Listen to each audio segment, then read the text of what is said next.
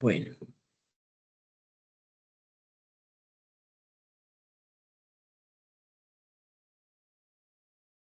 a ver. Ya les voy a compartir la presentación.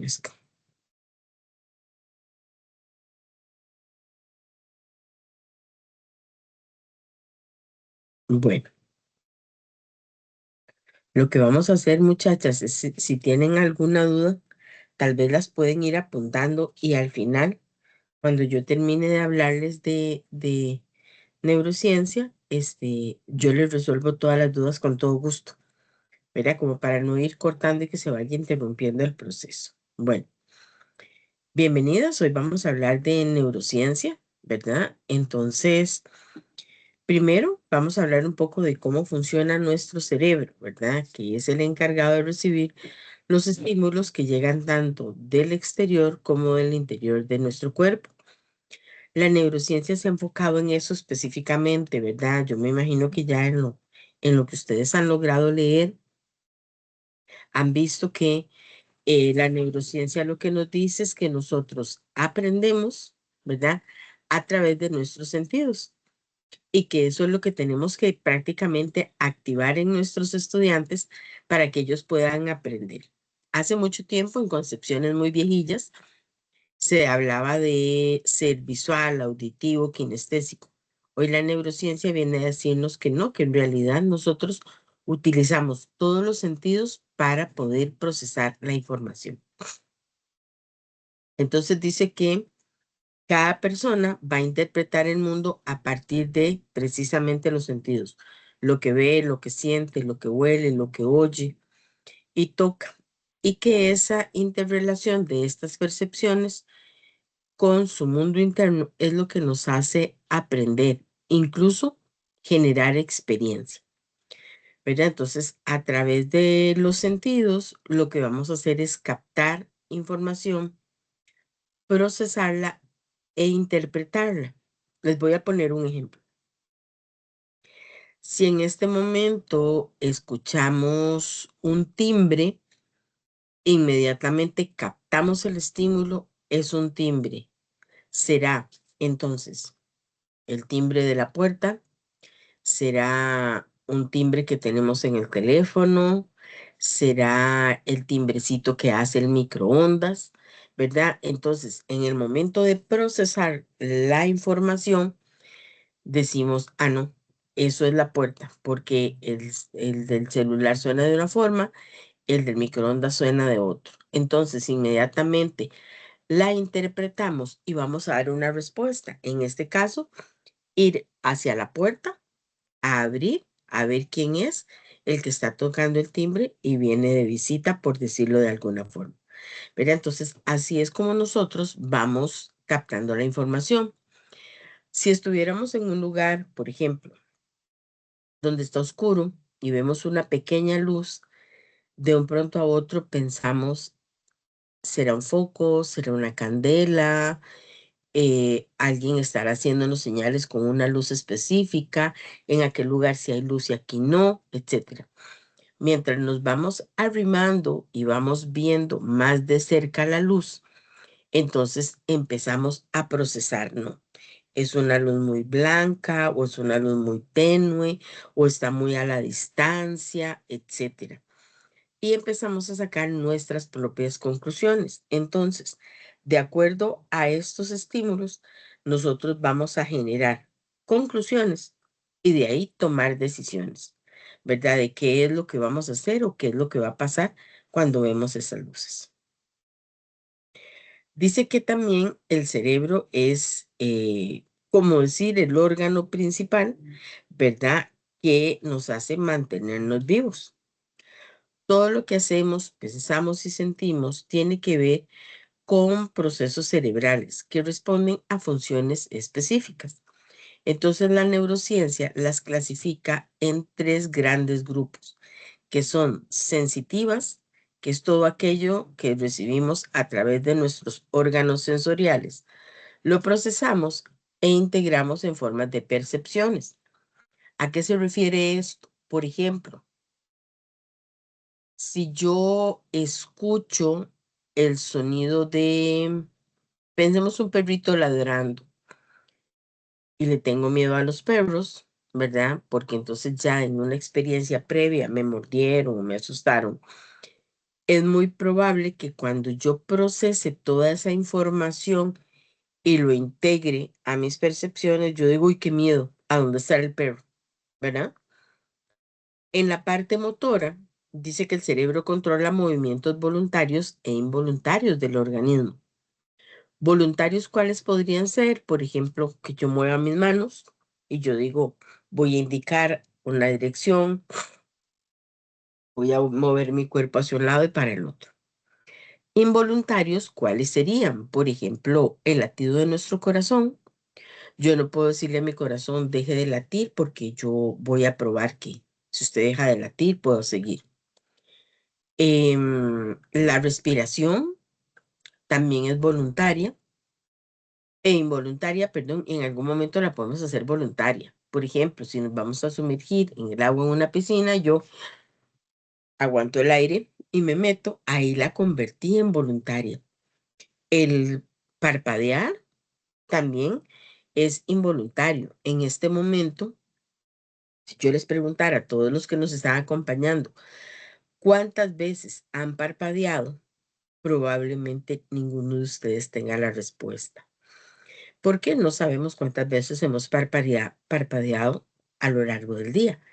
La puedo volver involuntaria cuando uno hace ese jueguito de el que parpadea pierde, ¿verdad?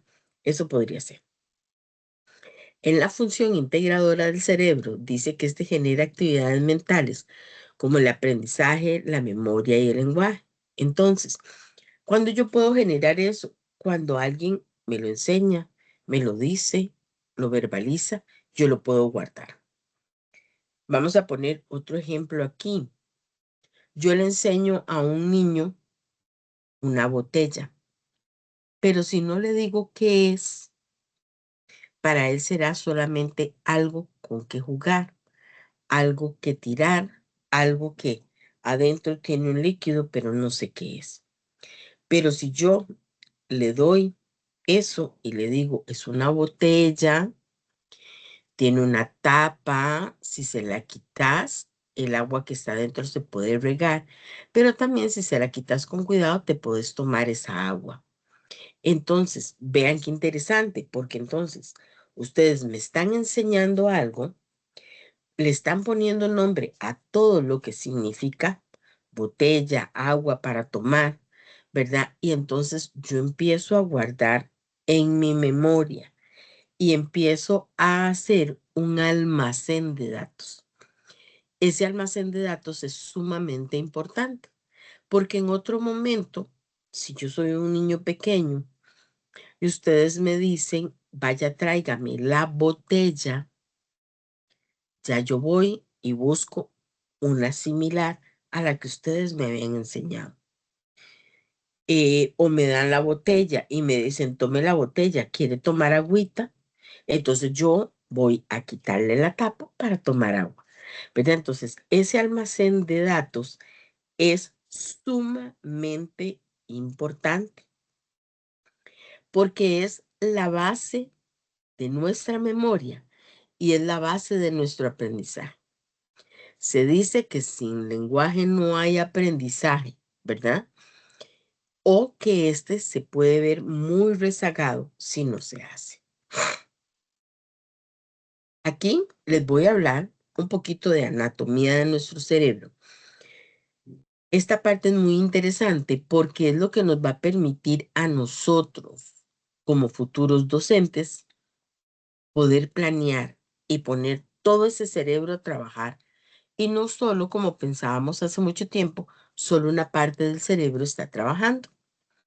Por ejemplo, aquí nos habla de los lóbulos del cerebro. Bueno, un poquito de anatomía, tenemos dos hemisferios, izquierdo y derecho, y cada hemisferio, ¿verdad? Cada gran bloque del cerebro está compuesto de 4 bloquecitos más pequeños.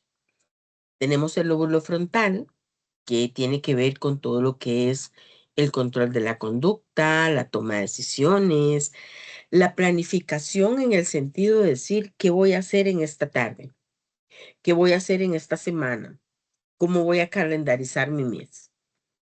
La coordinación, que es coordinación no solo de qué voy a hacer, sino esas metas que voy a poner.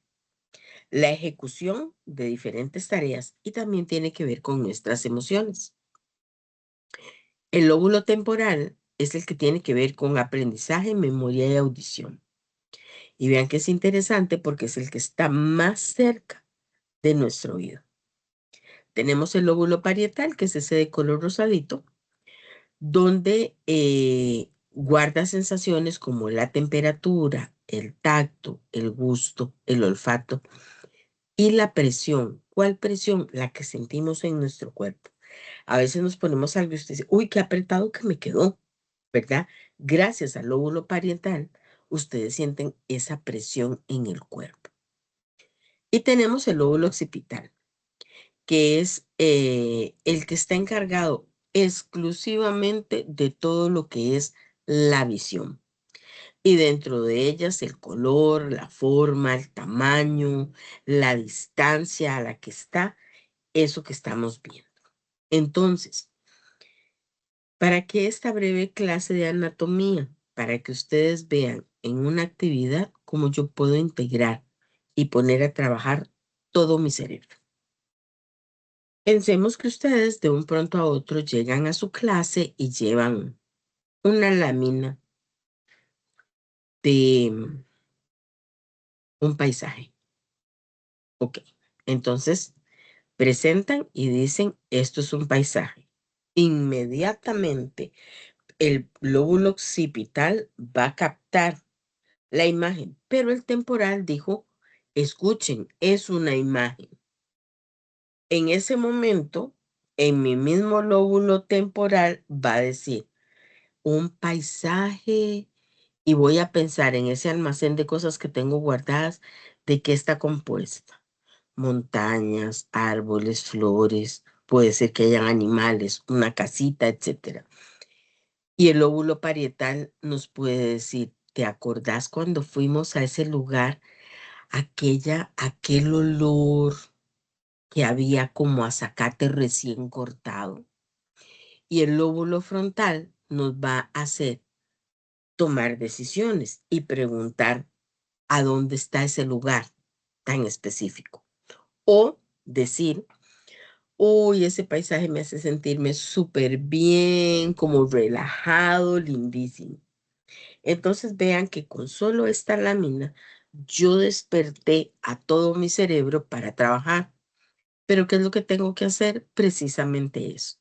Si yo voy haciendo preguntas sobre qué sentí, a qué huele un lugar como estos, a qué les recuerda, de qué está conformado, cuándo fueron ahí, qué otras cosas se pueden ver, que describan los colores, que describan el paisaje, que me cuenten cómo se sienten emocionalmente con este paisaje. En esta pequeña actividad ya yo puse a todo mi cerebro a trabajar. Y eso es precisamente lo que la neurociencia quiere con nosotros, ¿verdad? Que no vayamos solo a activar una parte del cerebro, sino que activemos todo el cerebro para que los chicos puedan hacer un procesamiento completo de la información, ¿verdad? Y con ella poder almacenar esos recuerdos también para que en otro momento yo pueda usar la información. Vamos a pensar con esta misma actividad del paisaje, solo que esta vez no mostramos la lámina. Y yo puedo llegar a la clase y preguntarles a los muchachos o a los niños, ¿cómo es un paisaje? ¿O qué es un paisaje? Entonces, inmediatamente tendrán que ir a su banco de memoria, ¿verdad? Y recordarse cómo es, pero es muy probable que donde yo voy recordando vayan un montón de imágenes pasando por mi mente del color, del olor, de las emociones que estuve en ese momento, de todo lo que escuché y todo lo que aprendí sobre ese paisaje. Entonces, volvemos otra vez a reactivar todo el cerebro. Esta vez desde lo que tengo guardado en mi cabeza. Claro, todo eso se guardó porque ya yo tuve esa experiencia. Entonces necesitamos muchas experiencias ricas para que la gente tenga un banco de datos lleno de información para poder después darme la información. Ahora sí, aterricemos en qué es la neurociencia. Dice que es el conjunto de disciplinas científicas que estudian el sistema nervioso, con el fin de acercarnos a la comprensión de los mecanismos que regulan el control de las reacciones nerviosas y del comportamiento del cerebro. Entonces, siempre han habido estudios sobre el cerebro, pero la neurociencia trata de profundizar aún más para podernos decir cómo aprende el ser humano, cómo aprende el cerebro humano, ¿verdad? Esa es la parte más interesante y cómo diferentes mecanismos son los que hacen que nosotros guardemos la información tal vez de una manera agradable o guardemos la información de una forma desagradable. Eso va a depender de la emoción que estaba de por medio, eso va a depender de cómo yo percibo la información y eso va a depender también de mis experiencias previas. La neurociencia nos aporta 4 puntos muy importantes en este proceso. Uno es comprender cómo funciona el cerebro, ¿verdad? Que era como les hablaba ahora, no funciona por partes, funciona en un todo. Si yo le digo a un estudiante, Pedro, ¿me traes el cuaderno? Ok, vamos a ver. Pedro escuchó, Pedro buscó en sus cosas y vio con el lóbulo occipital el cuaderno, tomó la decisión de levantarse y ahí vamos con el parietal un poquitito, ¿verdad? Porque el parietal también trata de dirigirse hasta mi escritorio a llevarme el cuaderno. Entonces, eso es lo que nos enseña la neurociencia, que nosotros, una vez que procesamos la información, vamos trabajando. Entonces, estamos comprendiendo cómo funciona.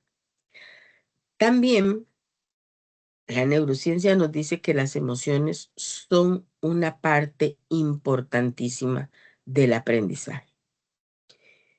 No es lo mismo sentarse cansado, agotado, a leer, cuando uno lee y vuelve a leer y no entiende y no recuerda, porque es muy probable que ese agotamiento haga que yo sienta otras emociones, como ganas de irme a acostar, estoy muy cansado, esto lo veo aburrido. Pero si yo me siento en un momento donde yo me sienta mejor, donde esté más conectado, donde el tema que vaya a estudiar me interesa, es muy probable que rápidamente me pueda aprender o por lo menos guardar en mi memoria mucho de lo que esté ahí. Entonces, las emociones son sumamente importantes, ¿verdad? ¿Cómo estarán nuestros estudiantes?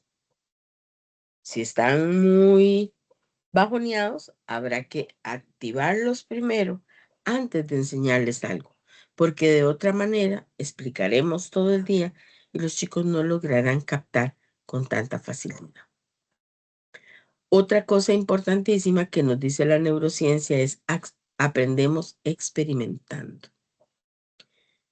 Cuando yo puedo oler, tocar, ver, escuchar, es más fácil, ¿verdad? Cuando yo aprendo experimentando. Entonces, no es lo mismo que ustedes hablen a sus estudiantes de las plantas como algo ya asumido, que llevar una planta, sacarla de la tierra y que los chicos puedan ver cada una de sus partes. es totalmente diferente porque es vivencial la experiencia. Y ojalá dejar que los chicos lleguen y toquen las raíces y toquen aquel tallo y toquen las hojas y huelan la flor si ya tenía una flor en específico. Entonces, el aprendizaje va a quedar y es muy probable que quede para siempre. Dice también que la inteligencia es un proceso multidimensional, ¿verdad? ¿A qué se refiere con esto? A que nosotros, para poder aprender, tenemos que tener otros factores, como que, como nuestras emociones, un ambiente propicio, experiencias y además que el tema se convierta en algo interesante. El problema aquí es que muchas veces nosotros como docentes vendemos los temas como difíciles, ¿verdad? Y disculpen que me refiera al tema vendemos, ¿verdad? Porque eso es lo que hacemos.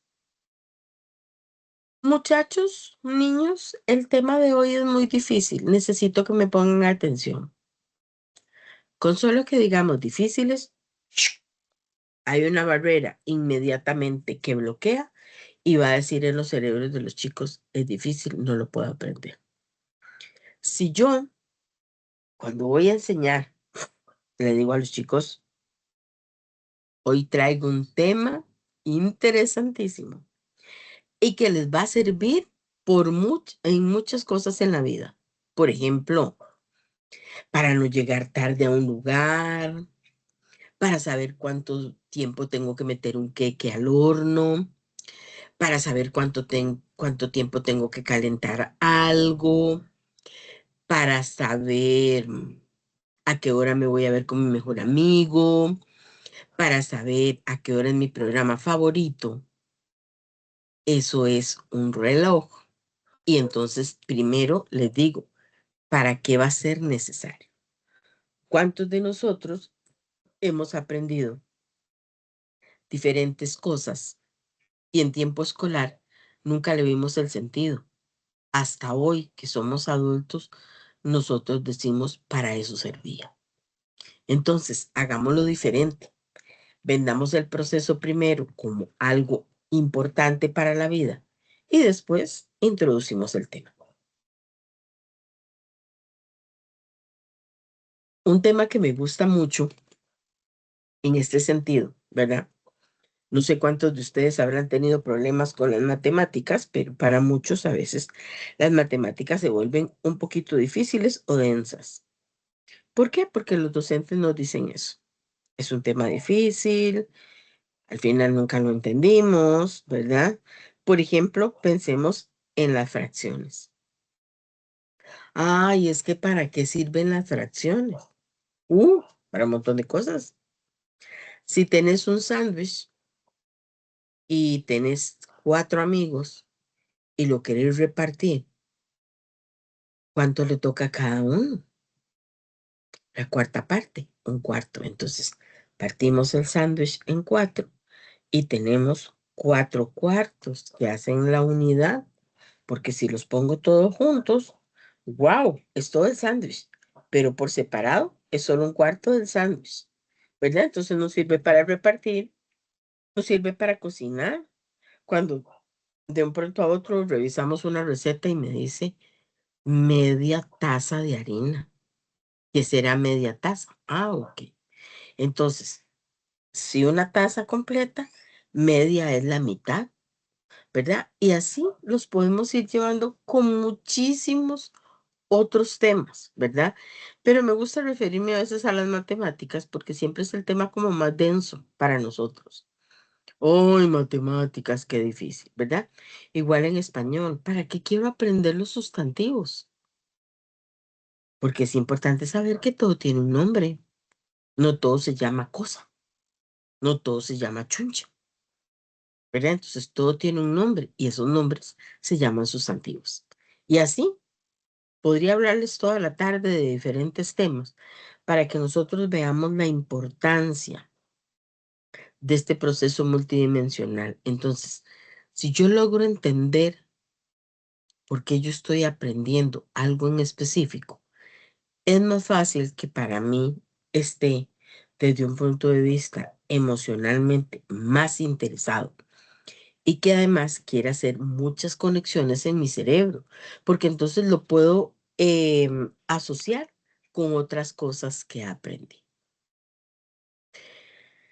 La neurociencia nos habla de algo muy importante. Ambientes equilibrados y motivadores tienen mejor resultado. Entonces, ¿equilibrados a qué se refiere?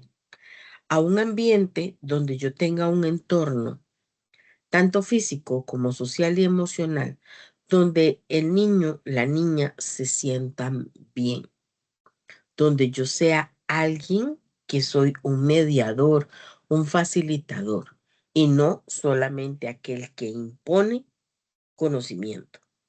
Entonces, en un medio donde mi opinión cuenta, en un medio donde todos estamos aprendiendo juntos, docente y estudiante, porque los docentes aprendemos de nuestros estudiantes.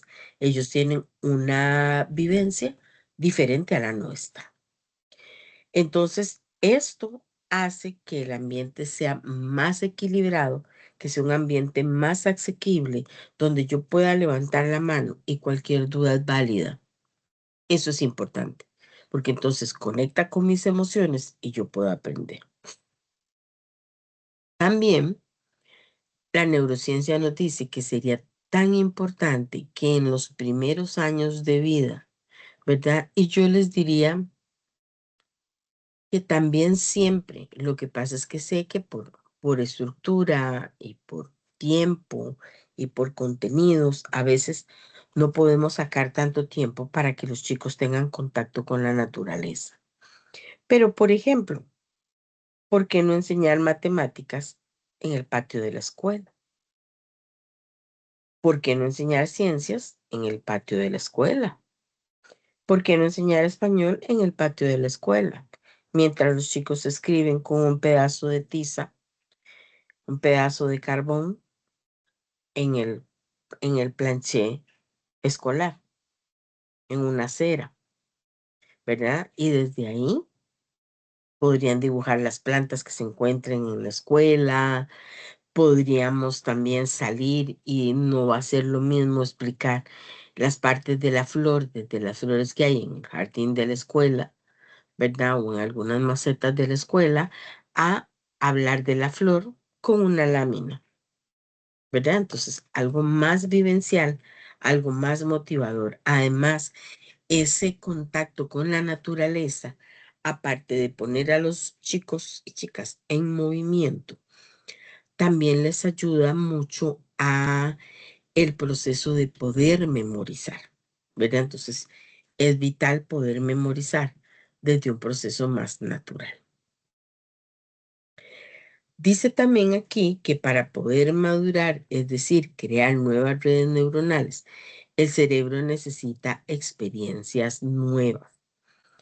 Aquí esto es importantísimo porque no es lo mismo enseñar a contar sentados en la clase que a contar mientras doy pasos caminando, que a contar las piedras que junté del patio, que contar las hojitas que junté del patio, que repartir esas hojitas, ¿verdad? Entonces, hagamos nuevas experiencias para que los chicos hagan mejores conexiones. Sé que es importantísimo, ¿verdad? El concepto, el número, la parte gráfica para que el chico lo pueda hacer en el momento que yo le dé el examen, pero también hagamos experiencias nuevas, ¿verdad? Desde ese proceso de voy, cuento las hojas, ¿cuántas hojas tengo? 3 y las puedo anotar en la pizarra. Y ahora tengo otras 3 de otro color, más 3 y hago la suma, ¿verdad? Entonces, es diferente cuando yo tengo ese material concreto. Y ustedes se pueden dar cuenta que los niños pequeñitos aprenden diferente. ¿Por qué? Porque aprenden haciendo, aprenden tocando, aprenden oliendo, ¿verdad? Hasta comiendo cosas. que estar sentado en la clase, nada más siendo receptivo, esperando que me digan 3 más 3 es 6. Pero, ¿qué será 3? ¿Cuál es el concepto? Eso es totalmente diferente. Dice también que entre los 10 y 12 años en el cerebro hay algunos cambios específicos, como la parte receptiva, aprender aptitudes, por lo que es el momento de potenciar la comprensión de un texto y de que se aprenden a razonar de forma matemática. ¿Por qué no hacemos este proceso de razonamiento antes? Porque el cerebro no está preparado. ¿Por qué las comprensiones de lectura de primer grado son tan guiadas? ¿Verdad? Porque son tan literales. ¿Cómo se llamaba la niña de la caperuza roja? Caperucita. ¿A dónde iba Caperucita? A la casa de la abuelita, ¿verdad? Ya cuando los chicos tienen 10, 12 años, preguntamos qué hubiera pasado si Caperucita no pasa por el bosque. ¿Qué hubiera pasado si Caperucita no le hace caso al lobo? ¿Qué hubiera pasado si cuando Caperucita llega a la casa de la abuelita no estaba? ¿Verdad? Porque había dejado una nota que estaba bien y que se había ido a la playa, por ejemplo. ¿Verdad? Entonces ya ahí hacemos un proceso totalmente de lectura y de comprensión, porque estos niños y niñas ya por experiencia su madurez cerebral es totalmente diferente. Dice también la neurociencia que en la adolescencia el cerebro es plenamente emocional y va a chocar con el actual modelo educativo, por supuesto, ¿verdad? Porque es una etapa donde necesitamos aprender de muchas otras formas y desafortunadamente materias un poco más complicadas, como la biología, la física, la matemática, la química, ¿verdad? Son totalmente racionales. Y si antes no hemos hecho un buen proceso, ahí es cuando escuchamos a los profesores, pero ¿cómo estos muchachos no razonan? Quizás no tuvieron tantas experiencias previas, pero entonces también diríamos el momento de hacer muchas experiencias si queremos que los niños, niñas, jóvenes razonen. La neurociencia nos habla de algo muy interesante, que es el factor sorpresa, ¿verdad? Dice que este factor lo que puede ayudar es que se guarde a profundidad en el cerebro una experiencia. Entonces, pensemos que podría ser un factor sorpresa. Llegamos a la clase y aparte de que tenemos un tema emocionantísimo, de un pronto a otro, un títere es el que lo va a explicar. De un pronto a otro, una máscara es la que lo va a explicar. De un pronto a otro, vamos a hablar de mascotas y llevamos una. Vamos a hablar de plantas y traemos una. Vamos a hablar de el clima y hacemos los tornados, esos que se hacen en botellas de agua. Vamos a hablar de número, de matemáticas, y entonces vamos a ir a recolectar piedras y hojas y palitos al jardín de la escuela, y desde ahí vamos a hacer sumas, restas, multiplicaciones, etcétera. Entonces, wow, una experiencia totalmente diferente, una experiencia vivencial, una sorpresa que se llevarán esos chicos y eso va a quedar almacenado y guardado siempre. Otra cosa importante que habla la neurociencia es de la empatía, ¿verdad? O aquel acercamiento emocional, que qué es lo que va a hacer abrir el conocimiento. Es que aquel chico, qué raro, hace días lo veo triste. No, acérquese y pregunta, ¿qué le pasó?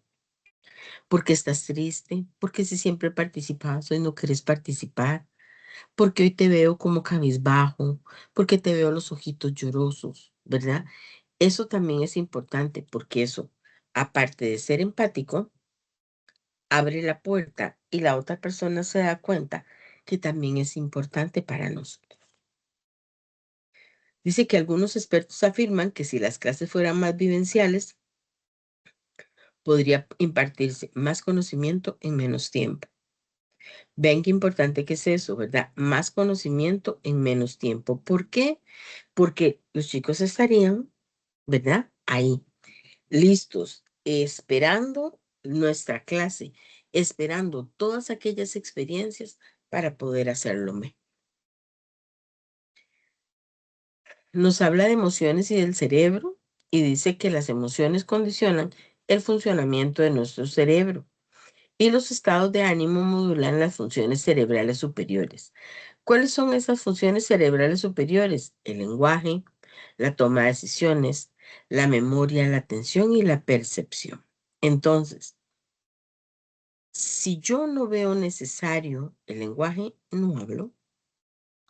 Si nadie toma mi opinión, no tomo decisiones. Si nadie me habla, me cuenta, juega conmigo, no hago procesos de memoria. Y por supuesto, no va a captar mi atención y percibo todo como aburrido, ¿verdad? Entonces, ese es nuestro cerebro diciendo y pidiendo a gritos que necesita cosas que lo hagan pensar, razonar, guardarlas, tomar decisiones y poder hablar de ellas. Una frase con la que quiero despedirme es, no hay buenos ni malos estudiantes. El cerebro ha demostrado tener una increíble capacidad de aprender y reaprender. Y por eso no debemos pronosticar el éxito o el fracaso de ningún estudiante. Vean que esto es importante, ¿verdad? Uno nunca sabe hasta dónde es capaz alguien de aprender o de dar. Nunca pongamos techo a nuestros estudiantes, sino que siempre tratemos de potenciar para que lo hagan cada vez mejor y salgan adelante. ¿Dudas o preguntas, muchachos?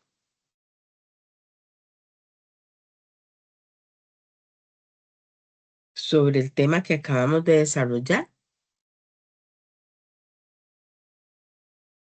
De mi parte no, profe. ¿Ok?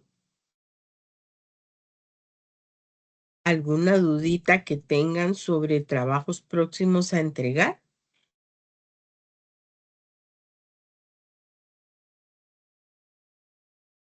Profe, yo tengo una duda. Claro, dígame. Bueno, el trabajo yo lo voy a hacer en Canva, pero quería saber si lo descargo en PDF desde Canva o lo puedo copiar el enlace a Word de la presentación. Ok, ¿puedes copiarme el enlace? Yo no tengo ningún problema. Lo que tenés que quedarte muy clara es que tenés que darme los permisos para que yo lo pueda ver. Ah, Porque sí, muchas sí, ya. veces lo que hacen es que mandan el enlace, pero si no me das el permiso, yo no lo puedo calificar. Entonces, cuando entro a calificar, me pone no tiene permisos, ¿verdad? Entonces, lo único es que tendrías que hacerlo público y yo no tengo ningún problema en entrar al enlace y verlo. Gracias, profe. Bueno, con gusto. ¿Alguien más, muchachos?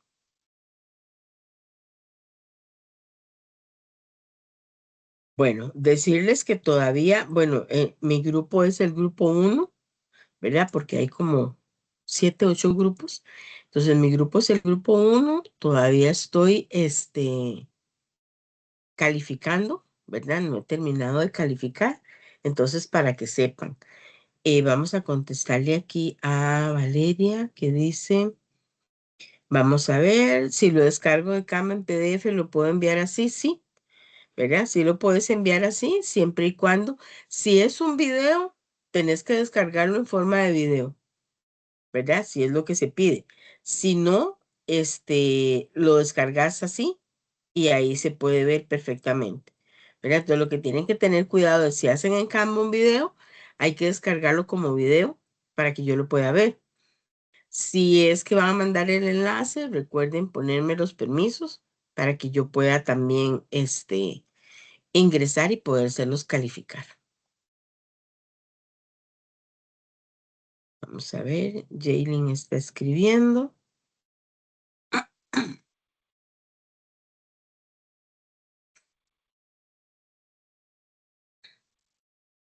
Ok, Jaylin, las partes de la neurona solamente se nombran, ¿verdad? Se nombran y podrías decir tal vez un par de características de qué es exactamente lo que, para qué sirve esa parte en específico.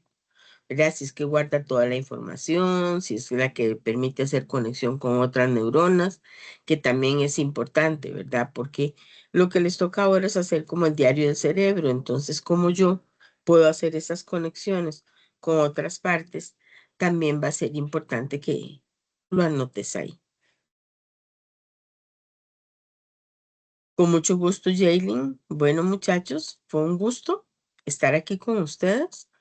¿Verdad? Entonces, los espero en la segunda tutoría. Ya ustedes tienen todos los enlaces programados en la pestañita tutorías, ¿verdad? Y nos estaremos viendo entonces pronto. Que tengan una linda tarde. Gracias, profe. Buenas tardes. Con mucho Gracias, gusto. profe. Hasta Buenas luego. tardes. Buenas tardes.